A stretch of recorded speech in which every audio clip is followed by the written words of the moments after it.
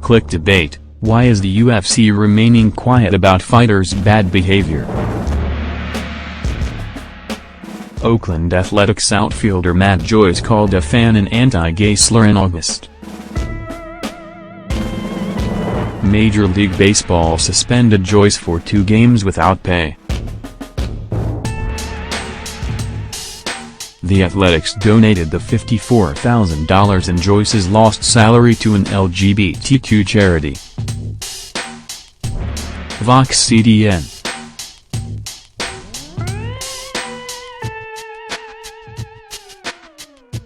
#3601_AM. PNG. The NHL fine gets lifted $10,000, a decision that was criticized, because many felt it did not go far enough. Rajon Rondo, then of the Boston Celtics, called a referee an anti-gay slur 2 years ago. The NBA suspended Rondo for 1 game.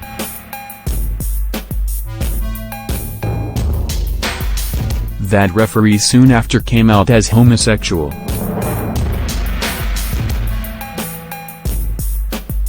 In 2011, Kobe Bryant was fined $100,000 for directing an anti-gay slur at a different official.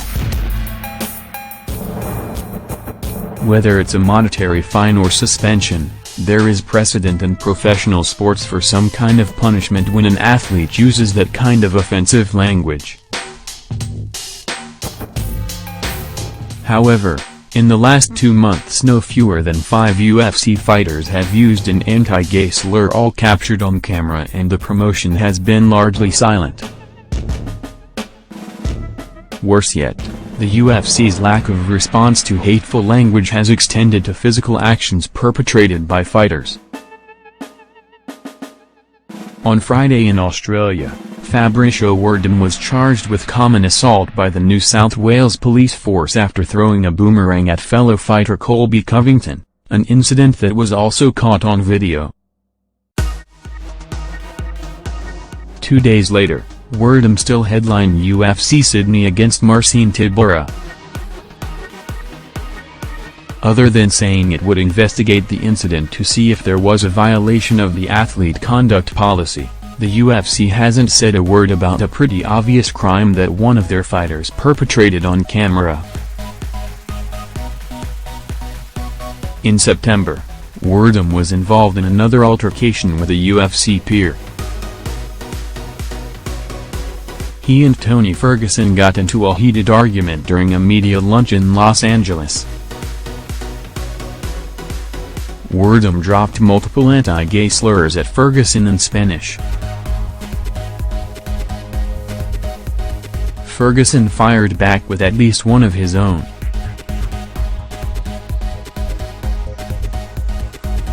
Werdum did apologize on social media.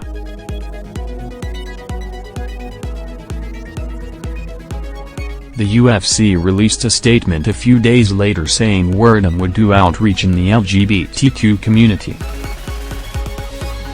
Last month, though, Werdum told a Brazilian media outlet that he was not given any discipline for calling Ferguson American repeatedly, saying that any word of punishment was just rumors.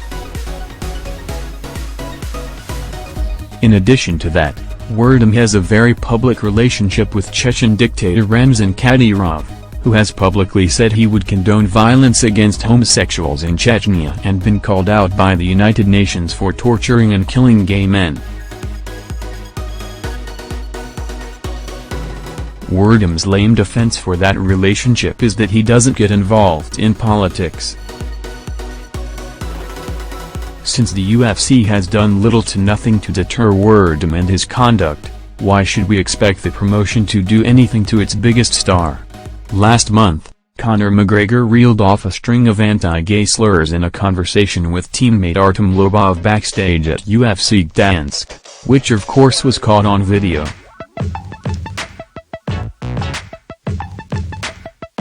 McGregor apologized on an Irish TV show a week later. The UFC has still said nothing official about it, and McGregor has not been punished. Just last week, McGregor jumped into the Bellator cage, shoved referee Mark Goddard and slapped a Bellator employee. Previously, the UFC's position on contact with a referee like that was zero tolerance. UFC President Dana White banned Jason High for life for pushing a ref in 2014.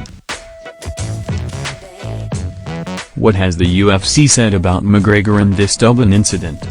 You guessed it. Not a damn thing.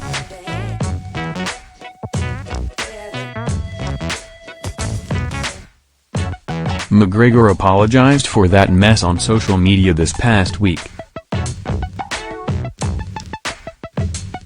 It was ridiculous behavior and it will draw the bulk of the mainstream headlines because of McGregor's stature. But the issues here go deeper than McGregor.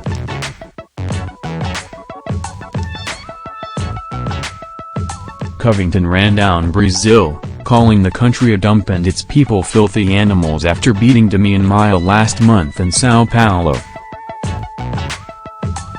Covington had to be escorted by security out of the arena with spectators raining down trash at him. At the post-fight press conference afterward, UFC executive David Shaw said Brass was unhappy about Covington's display.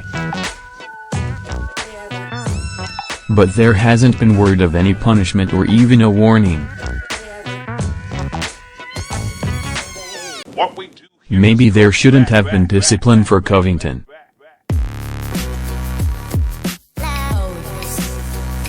It's transparent what he's doing, trying to gain heat for a potential welterweight title fight against Tyron Woodley.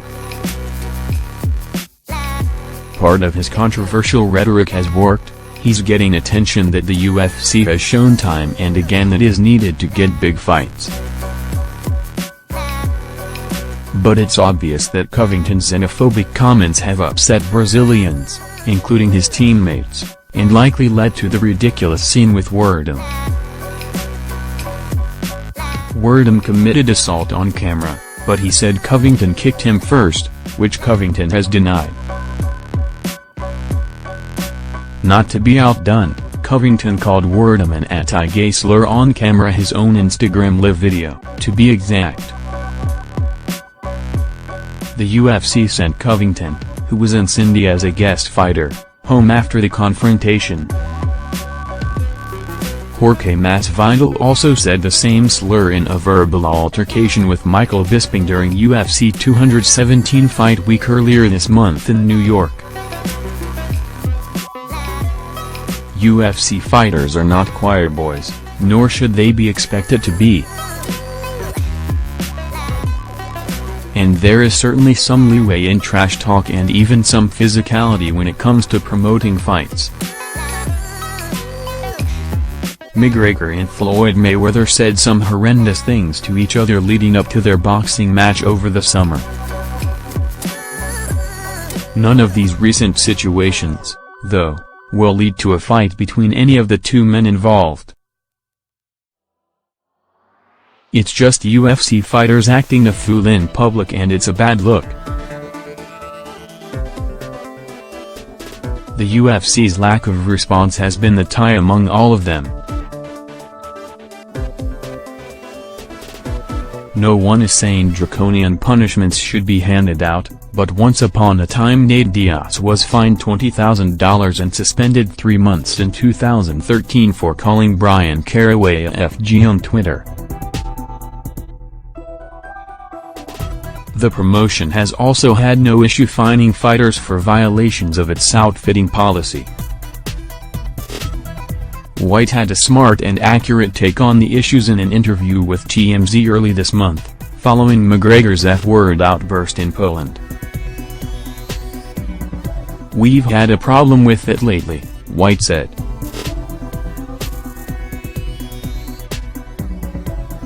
"It's been more than him. We've had a problem with that.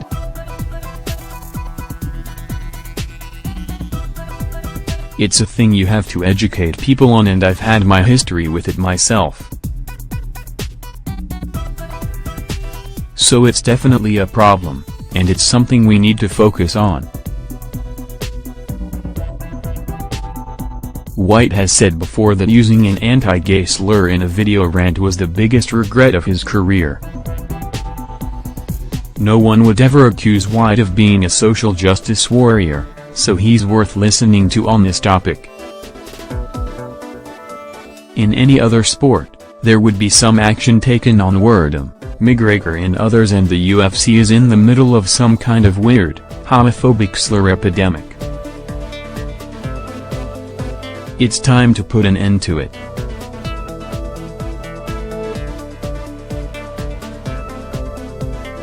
All of this silliness is an embarrassment to the rest of the UFC roster, the majority of whom are decent citizens.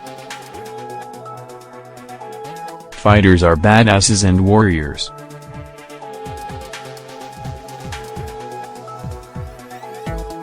Everyone wants them to remain that way.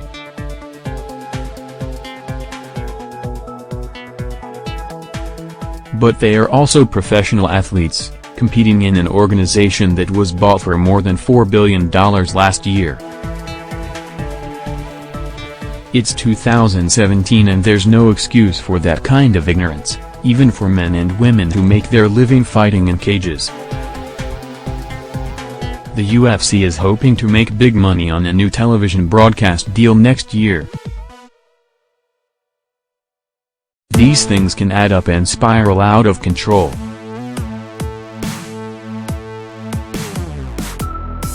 If the UFC wants to approach the level of the big mainstream sports in the United States, it has to take the conduct of its athletes seriously.